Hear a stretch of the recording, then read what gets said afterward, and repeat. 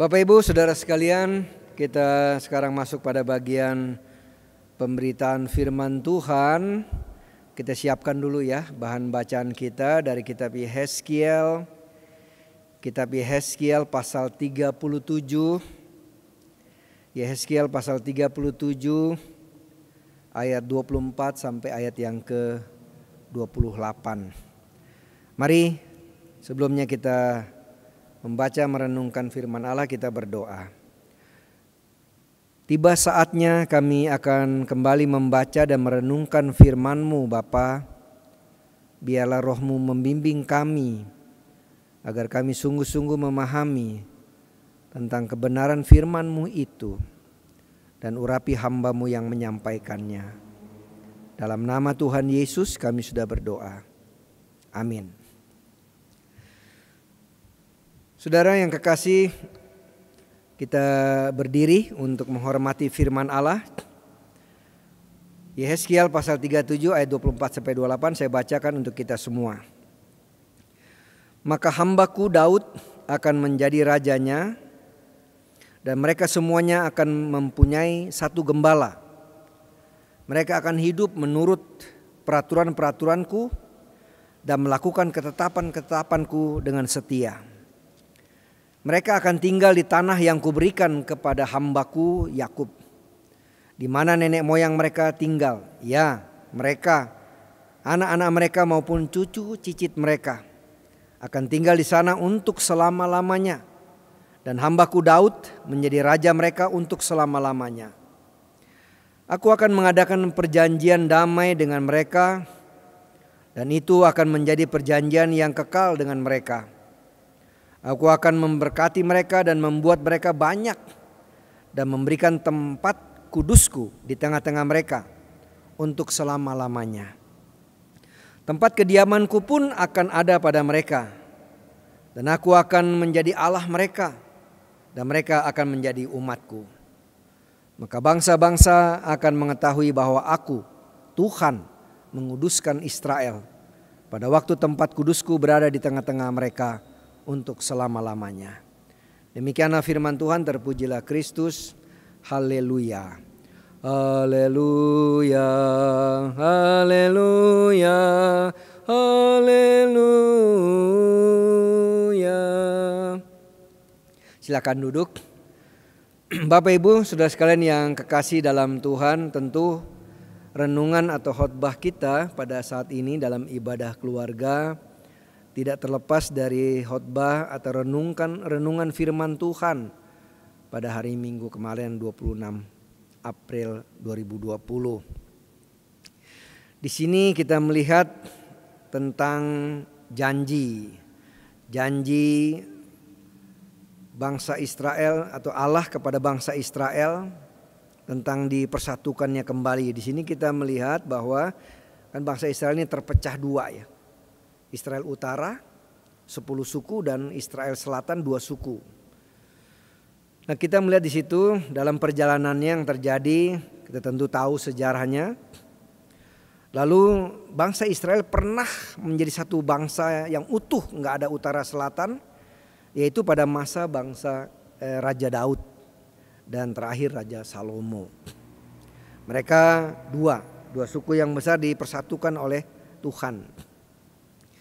Nah, kita melihat bahwa dalam kisah kita ini kita melihat bagaimana Allah bangsa Israel membuat sesuatu masa yang begitu indah untuk mereka, yaitu Tuhan memulihkan mereka. Tuhan menjanjikan tentang masa-masa yang indah setelah melewati masa hukuman itu.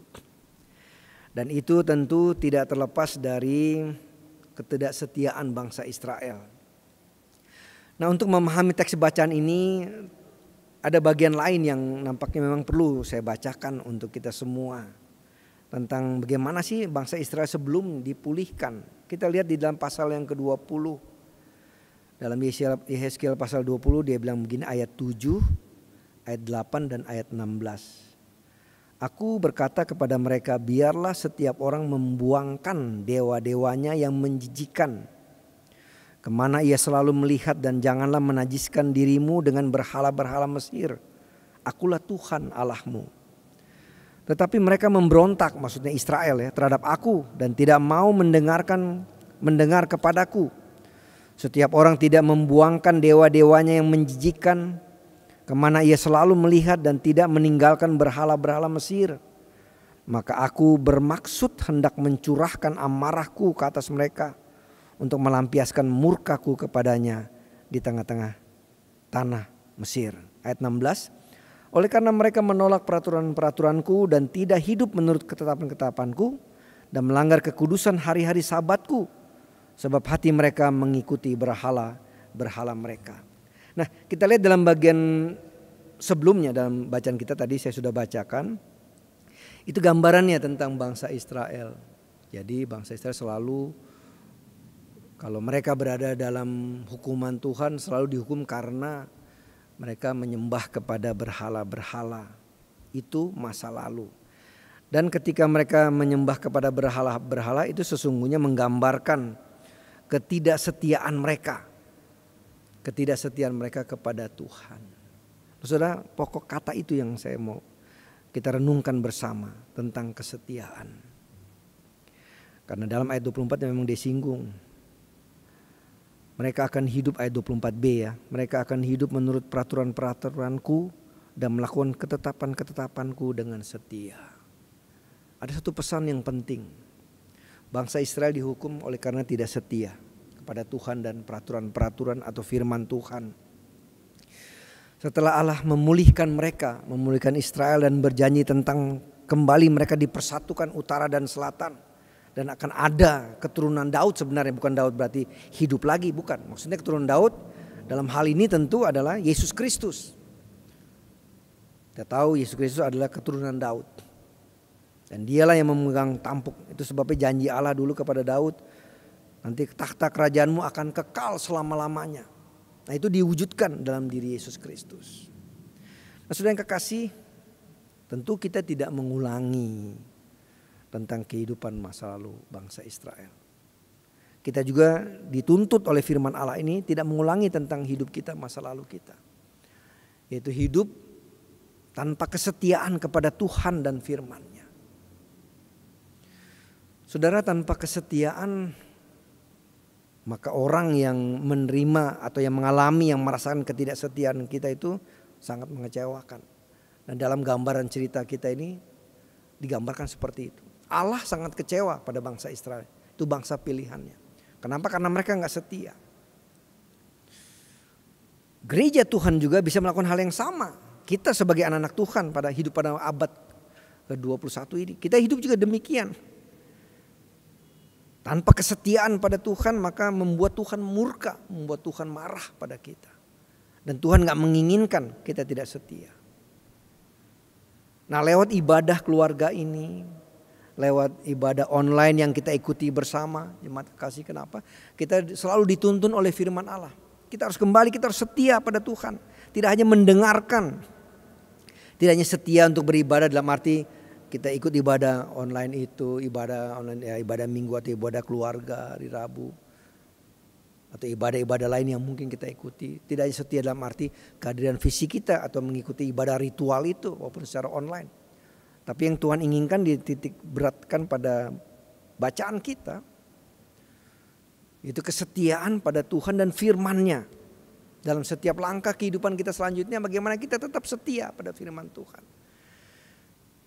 Dengan demikian janji Allah kepada Israel itu tentu diwujudkan. Nah, jadi tanpa kesetiaan tidak ada perwujudan janji Allah yang pernah Dia sampaikan kepada nenek moyang bangsa Israel. Demikian juga tentu pada kita. Tanpa kesetiaan kita pada Dia, maka tidak mungkin janji-janji Allah itu terwujud dalam hidup kita. Saudara, selamanya yang namanya tidak setia itu membuat orang lain kecewa. Kalau dalam keluarga ya kita bisa ngalami gitu. Kalau suami gak setia sama istri atau istri gak setia sama suami. Kalau anak-anak gak setia pada orang tua gak setia pada anak-anak.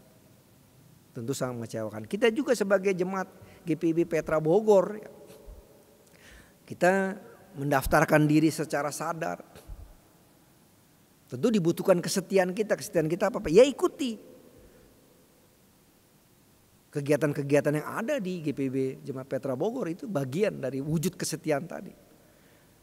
Yang kita wujudkan sebenarnya kalau kita setia pada Allah itu akan kita wujudkan.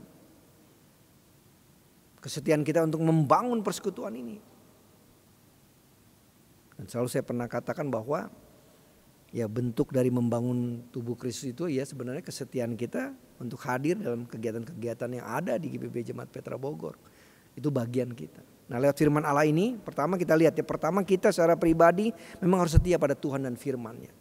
Nah ketika kita setia pada Tuhan dan firman-Nya otomatis akan berimbas dalam kehidupan kita. Dalam hidup rumah tangga kita masing-masing. Bagaimana semua anggota berlaku setia. Tentu satu dengan yang lainnya. Hubungannya akan indah. Kita juga dalam kebersamaan kita sebagai persekutuan umat Tuhan. Kita setia, sama-sama kita membangun GPIB, sama-sama kita beribadah maupun ibadah online. Itu bagian dari kesetiaan kita. Sebagai pelayan bagaimana kita setia juga melayani. Kan gak cukup ya Bapak Ibu tentu selalu mengatakan menginginkan pendetanya juga harus setia dong. Tapi kan pendeta juga berkata begitu, ya jemaat juga harus setia dong. Jangan ibadah di tempat lain. Kita ibadah, inilah tanggung jawab kita membangun ibadah di tempat kita. Beribadahlah, tentu kekurangan itu pasti ada di mana-mana. Tapi kesetiaan kita pada Tuhan membuat kekurangan-kelemahan itu bisa kita atasi. Karena kita punya tanggung jawab sama-sama untuk membangun persekutuan ini. Bagaimana kita setia tetap mendukung apa yang bisa kita buat untuk membangun GPIB Petra Bogor. Ya, jadi kita lihat mulai dari diri kita setia pada Tuhan dan firman-Nya. Berdampak pada hidup rumah tangga kita masing-masing. Ya kan? Juga lalu berdampak pada persekutuan kita. Tentu juga masing-masing kita di tempat kita bekerja, bertugas, dibutuhkan juga kita setia kepada NKRI, itu kan perlu. Orang yang tidak setia dianggap pengkhianat. Kenapa Yudas dikatakan pengkhianat? Karena dia gak setia pada gurunya, kepada Tuhannya. Demikian juga ya peristiwa G30S itu kenapa dikatakan pengkhianat? Ya karena dia tidak setia kepada NKRI ini dan seterusnya. Nah saudara yang kekasih, itu aja sapaan firman Tuhan untuk kita. Mari kita betul-betul setia pada Tuhan dan firman-Nya, dan dia pasti berdampak positif. Itu yang dikatakan kita menjadi berkat bagi siapa saja. Mulai dari rumah tangga kita masing-masing. Dan dimanapun kita berada, karena kita setia pada Tuhan, maka kita akan setia juga melakukan hal-hal yang baik dalam hidup kita. Dan hidup kita akan selalu menjadi berkat. Tuhan memberkati kita. Amin.